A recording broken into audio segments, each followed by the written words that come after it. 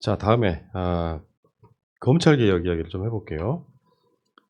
29일 날 수사준칙 등의 국무회의를 통과했거든요. 그러니까 검경 수사권 조정 관련해 가지고 여기 논란이 좀 있어요. 우리 시민사회에서도 이게 검경 수사권 조정 관련해서 너무 검찰의 권력을 좀 확대해주는 쪽에 오히려 가깝다 해가지고 추미애 장관한테도 비판하는 일부 시각이 있습니다만 이걸 어떻게 봉합했냐면은 추후에 다시 논의하는 부분이 있기 때문에 일단 시행령을 통해 가지고 이 검경 수사권 조정을 하는 걸로 내년 1월 1일부터는 그 법대로 하는 거예요. 근데 이제 검찰한테 뭐 6대 사건 해가지고 주어진 것들이 너무 큰 게 같고 뭐 그러면서 좀 디테일이 좀 떨어진다 뭐 이런 여러 가지 이야기가 있긴 합니다만 어쨌건 역사는 한 발 두 발씩 진보를 하는 것 같습니다. 그래서 그 공수처 설치 법안 통과됐고 지금 이제 국회에서도 공수처 설치 법안 통과시키려고 하는 상황인 것 같고요. 그러니까 이게 지금 국민의 지민이 협조를 안 함으로써 국회가 이제 공수처장 추천위원 등을 임의로 뽑을 수 있는 데까지 오는 것 같고요. 그러니까 모르겠어요. 디테일만 가지고 따지자면 이게 무슨 검찰 개혁이냐 하실지 모르겠는데 반대로 말하자면 이런 것도 분명히 있어요. 제 생각에는 경찰 문제는 사실 굉장히 어려운 부분이에요. 우리 생각하는 것처럼 경찰은 약자고 검찰은 강자고만은 아니라고 난 일단 봐요. 그러니까 경찰 개혁에 있어가지고 상당 부분 손봐야 되는 부분들이 물론 여러 가지 대안들이 있잖아요. 자치경찰이라든지 여러 가지가 있긴 한데 이런 부분에 어찌됐건 저는 이게 한 발짝씩 진보하고 있다 이렇게 일단 총평을 한번 해봅니다. 저도 그거에 뭐 동의하고요. 어떻든 간에 형사소송법하고 검찰청법 개정해가지고 검찰이 경찰을 수사지휘하는 것을 일단은 폐지한다는 거잖아요. 그리고 경찰이 1차적으로 수사하고 판단한다는 것이고, 근데 예외적으로 이제 검찰이 1차적으로 수사권을 갖는 것을 6개를 뒀는데 그 부분 관련해가지고 미흡한 것이 아니냐라고 이제 말씀하신 지적이 있다는 거잖아요. 그런데 이제 사실은 지금까지 모든 뭐 수사의 시작과 끝을 뭐 검찰이 다 지휘한 거 아니겠어요? 뭐 경찰이 한 10만 명, 20만 명 있더라도 종결은 다 검찰이 했던 것인데 그런 거를 일단 한번 검찰에서 행사하지 못하게 만들어 놓자라는 것은 정말 뭐 한 발짝 나아간 게 아니라 엄청 많이 나아간 것이고, 그리고 그렇게 했을 때 이제 문제가 발생하면 그거에 맞춰서 좀 보완하면 되는 것이지 이거 자체를 조금 폄하할 필요는 없다고 생각하고요. 그다음에 이제 말씀하신 것처럼 공수처법도 더불어서 그 공수처장 추천위원 관련해서 뭐 협조가 되지 않는다 그러면 개정을 해서라도 빨리빨리 출범했으면 좋겠네요. 그러니까 이게 검찰 개혁 이슈라는 걸 싹 지우고요. 검경 수사권 조정으로 들어가서 경찰과 검찰이 주장하는 바를 들으면 둘 다 맞아. 우리가 비밀의 숲 보시면 비밀의 숲에 숨어있는 이슈가 검경 수사권 조정이거든요. 최근 그 시즌2에 나오는 게. 근데 실제로 보면 양쪽 다 말이 맞아. 근데 이걸 얼마나 합리적으로 조정하기는 굉장히 어렵다. 이런 상황들을 한번 기억을 하셔야 되고요. 문제는 문재인 대통령이 갖고 있는 검찰 개혁에 대한 의지.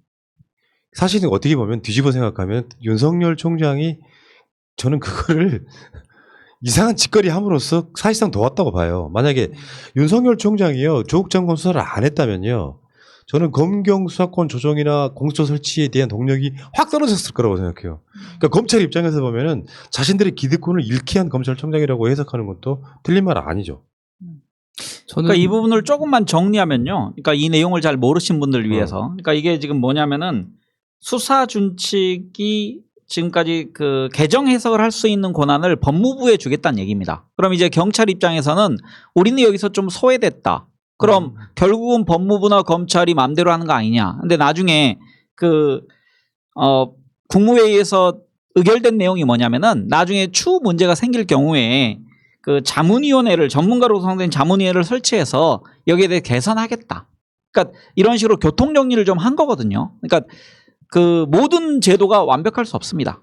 제가 보기에는 저희가 지금 검찰 개혁을 많이 외치지만 말씀하신 대로 경찰도 개혁 요소가 굉장히 많다. 그리고 경찰에게 너무 또 막강한 권한이 부여되어지면 경찰은 일단 숫자가 많거든요. 그러니까 전국에 12만 경찰이 지나치게 그 견제되지 않는 또 권한을 갖게 되면 거기에 따른 부작용도 크기 때문에 일단 국무회의라는 과정에서 그 대통령령으로 이게 개정된 거기 때문에 필요하면 또 우리가 국무회의에서 고치면 됩니다. 예. 집권만 계속하면 돼요, 우리가. 원하는 대로 고치면 예, 됩니다. 여기서 이제 반발하시는 분들 중에 이런 게 있어요.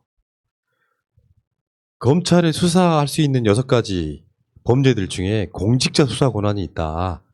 그럼 그게 공수처랑 겹친다. 그러니까 임의로 검찰이 공직자들을 어떤 이유로든지 간에 수사를 할 수 있는 권리를 줘버린 거죠. 물론 여기 이제 정확하게 세밀하게 나눠야죠. 뭐 몇 급 이상이라든지 무슨 경무관급 이상이라든지 이런 것들 있잖아요. 나눠야 되겠지만 그러저러한 것들이 아직 좀 디테일이 좀 떨어지는 건 사실일 것 같고요. 그러니까 일단은 봉합하는 형태에서 시행령으로 일단 시행을 한번 해보자 이렇게 되는 것 같은데 그러기 위해서는 정권 연장을 해야 됩니다. 실제로 그렇죠. 정권 연장이 안 되면 그렇죠. 또 다른 정권이 들어서 가지고 또 그거 무력화 시켜버린단 말이에요. 그렇죠. 이렇게 돼버리기 때문에 저는 이 부분에 있어서 많은 분들이 가끔씩 그런 생각을 하세요. 이야기를 하세요. 그러니까 이 검경 수사권 조정이나 검찰 개혁에 있어서 막 화를 내시거든요. 나 그거 이해해요. 그 화내는 세력이 있어야만 검찰 개혁에 동력이 됩니다. 다만 이해도 해야 된다는 거죠. 그러니까 지금 추미애 장관이나 문재인 대통령이 하고 있는 검찰 개혁의 어떤 그 우리가 역사적 사명은 경찰 개혁은 사실 아니잖아요. 검찰 개혁이 워낙 더 큰 권력이었기 때문에 거기에 대해서는 뭔가 우리가 좀 응원하면서 지켜보기도 하고 비전하다고 느끼면 비판도 할 수 있고 그러면서 조금씩 한 발씩 나가는 게 아닌가 그런 생각을 해봤습니다. 저는 좀 검찰개혁 관련해가지고 이게 공식적인 자리에서 이런 말씀드리는 건 처음인데 약간 논의가 좀 벗어날 수 있는데 혹시 영화 더킹 보셨어요? 네. 근데 이 결정적인 순간에 갑자기 뭐 밀폐된 창고 딱 열어가지고 서류들 중에서 하나 꺼내잖아요. 캐비넷에서 하나 꺼내자가지고 터트리잖아요. 근데 이제 저는 사실은 검찰 개혁하는 데 있어서 가장 중요한 것은 수사가 끝나고 나면 그 일정한 시점에 수사 관련 서류들을 다 공개해야 된다고 생각을 해요. 사실은 수사가 끝나고 나면 기소하거나 불기소하면 불기소 이유 한 장밖에 없어요. 걔네들이 그냥 걔네들에 맞는 논리 하나로 끝이에요. 근데 그러면 이 수사를 통해서 그들이 확보한 자료가 뭐였는지 아무도 알 수가 없어요. 그래서 결국에는 불기소했다가 나중에 다시 덮어보면 이거 의도적으로 뺐는지 안 뺐는지는 모르겠지만 이거 있으니까 다시 수사해서 다시 기소하거든요. 결국은 수사가 끝나고 나면 불기소를 하든 기소하는 경우에는 법원에 서류를 제출해서 다투니까 공개가 되죠. 근데 불기소하는 경우라면 최소한 그 당시는 안 되겠지만 어느 정도 일정 시점에 가면 그 수사를 통해서 검찰이 확보한 자료는 다 공개해야 돼요. 그래야 그거하고 장난을 못 치고 처분을 할 때 더 신중하게 더 조심해서 하지 지금처럼 그냥 불기소하는 경우에 딱 불기소 이유 한 장 가지고 해버리면 그 이면에 온갖 서류들은 어떤 장난을 치고 어떤 것을 확보해가지고 어떻게 취사에 선택했는지 알 수가 없거든요. 오케이. 그래서 이건 저는 대단히 테크니컬한 문제라서 네. 실은 그런 내용에 관련된 게 실은 그 국정원에 관련된 내용도 있거든요. 그러니까 국정원이 모든 파일을 가지고 있다고 그러잖아요. 정치인에 대한 파일. 그러니까 아까 그 푸나님 말씀을 이어서 얘기한 뭐냐면은 우리가 민주정부가 되면서 국가 권력기관을 여러 개를 개혁을 했어요. 그러니까 우리는 성공했습니다. 어느 정도까지는 국정원 개혁 성공했습니다. 그러니까 경찰의 정보 파트도 우리가 어느 정도 통제하는 데 성공했는데 지금 유일하게 안 된 것이 지금 검찰이기 때문에 그런 세부적인 부분은 나중에 이제 공수처가 출범하고 나면 자연스럽게 그 검찰을 견제할 수 있는 기관이 생기기 때문에 자연스럽게 해결되는 과정을 거치지 않을까. 근데 지금 이제 거기까지 하고서 가려면 너무 그렇죠. 세밀해져서 국민들의 동력을 얻기가 좀 이제 힘듭니다. 그런 그 수사 자산 쌓인 것들이 이제 점점 없어지다가 결국 이제 공수처에 그럴 텐데 사실은 저는 그래서 기존에 한번 검찰에 수사를 받았던 정치인이라면 검찰이 그 자신과 관련해서 어떠한 서류를 가지고 있는지 모르기 때문에 함부로 치고 나갈 수 없을 것이다. 저는 그렇게 생각하고 있어요. 알겠습니다. 자, 가끔씩 그런 장난 치죠. 아예 불기소를 해요. 그래서 나중에 불기소된 죄목들을 캐비닛에 다시 넣어놔요. 기소해가지고 어떤 법적인 판단이 내려지면 다시 수사를 못하는 거잖아요.